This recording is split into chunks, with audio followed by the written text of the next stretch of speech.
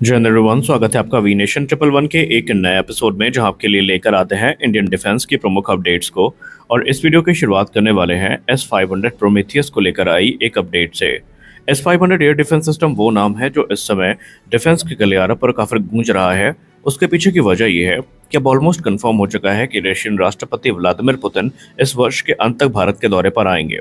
और जैसा उनका पिछला दौरा था जिसमें भारत ने S-400 एयर डिफेंस सिस्टम की डील को फाइनलाइज किया था, तो इसी को लेकर एक बड़ा सरप्राइज सामने आ सकता है। और ये सरप्राइज है S-500 एयर डिफेंस सिस्टम के तौर पर। आइए जानते हैं इस मीडिया रिपोर्ट में क्या क्या बातें सामने रखी गई हैं, कितने परसेंट चांसेस हैं, और क्यों रूस इस बार S-500 की ट्रांसफर ऑफ टेक्नोलॉजी भी भारत को देने के लिए रेडी है। आइए जानते हैं।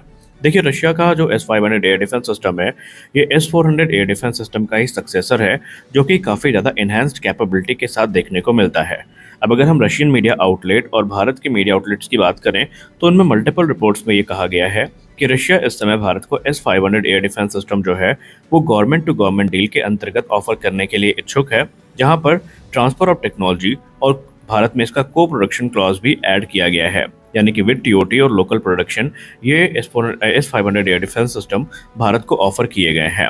अब ऐसा अरेंजमेंट इसलिए भी है ताकि जो S-500 एयर डिफेंस सिस्टम है, ये रशिया के जो पोटेंशियल बायर्स हैं वो खरीद सकें, और भारत के थ्रू रूस इन्हें दूसरे जो पोटेंशियल कस्टमर्स हैं उन तक सप्लाई कर सके। क्योंकि आप सबको पता है कि रूस पर काफ़ी बड़े सैंक्शन लगे हैं और उनकी जो इंडस्ट्री है ये बुरी तरीके से प्रभावित है। लेकिन अगर भारत में इसका निर्माण होता है तो ये रूस के लिए भी काफ़ी राहत की खबर होगी। हालांकि रशियन डिफेंस कंपनीज की बात करें तो वो इस समय भारत के ऊपर अपना सब कुछ न्यौछावर करने के लिए तैयार हैं, क्योंकि भारत और रूस के जिस प्रकार के संबंध हैं और भारत जिस तरह खुद के लिए स्टैंड लेता है, रूस की उम्मीदें भी भारत ने बढ़ा दी हैं। और निसंदेह जब से भारत ने S-400 एयर डिफेंस सिस्टम को डिप्लॉय किया है तो भारत भी इनकी एक्चुअल कैपेबिलिटी से परिचित है। और ऑपरेशन सिंदूर में आप सब ने S-400 एयर डिफेंस सिस्टम का जो विध्वंसक रूप था वो देखा था, जहां पर मल्टीपल पाकिस्तानी जेट्स को इन्होंने डाउन किया था। वहीं अगर हम S-500 एयर डिफेंस सिस्टम की बात करें तो इसकी कैपेबिलिटी जानकर आप खुद दंग रह जाएंगे और आप भी कहेंगे कि भारत को एक बार तो इसकी तरफ देखना जरूर चाहिए। S-500 प्रोमेथियस की बात करें तो इसको उसी कंपनी द्वारा बनाया जाता है जो S-400 का निर्माण करती है, अल्माज एनटी।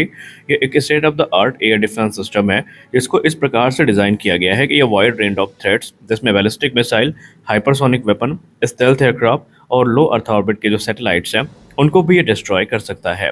इसके अलावा अगर हम इसकी रिपोर्टेड रेंज की बात करें तो वो 600 किलोमीटर तक क्लेम की जाती है। हालांकि कुछ वेस्टर्न एनालिस्ट मानते हैं कि इसकी रेंज 700 किलोमीटर के आसपास तक देखी गई है।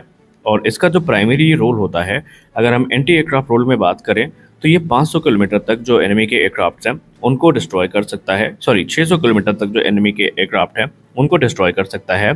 500 किलोमीटर तक ये एक रोबस्ट बैलिस्टिक मिसाइल डिफेंस प्रदान करता है, और ये S-400 एयर डिफेंस सिस्टम की कैपेबिलिटी को भी सरपास करता है।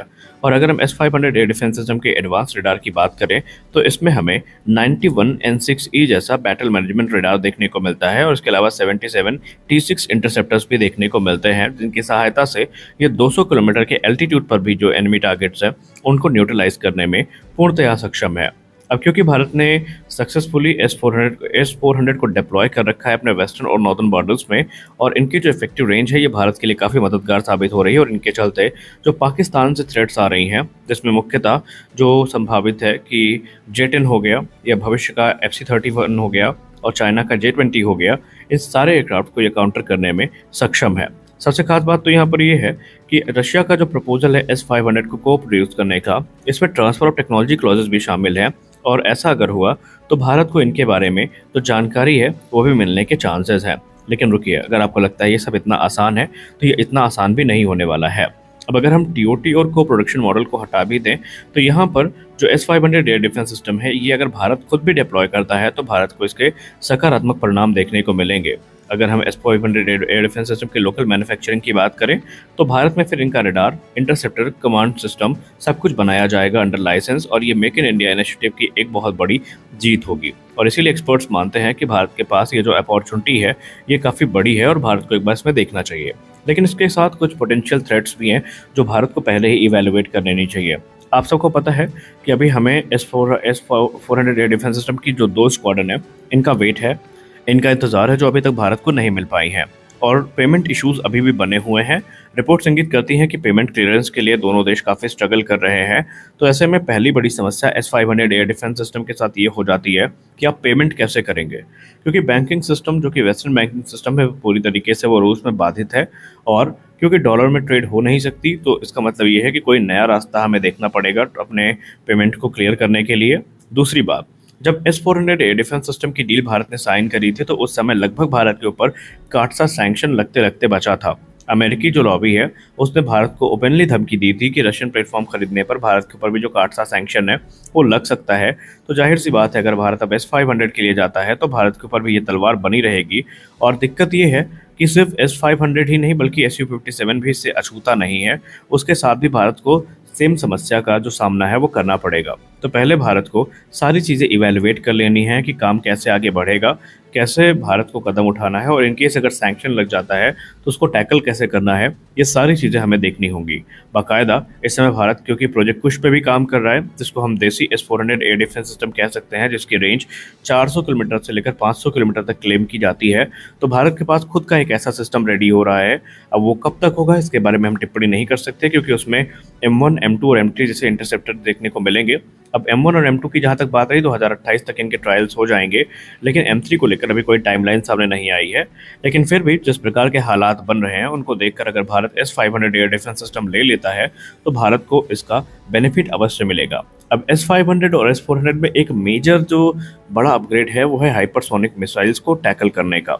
S-400 एयर डिफेंस सिस्टम ने भी अपनी कैपेबिलिटी साबित करी हैं, लेकिन मॉडर्न हाइपरसोनिक मिसाइल के अगेंस्ट ये कितना इफेक्टिव है ये अभी तक प्रूव नहीं हो पाया है, क्योंकि अभी तक S-400 का सामना इससे नहीं हुआ।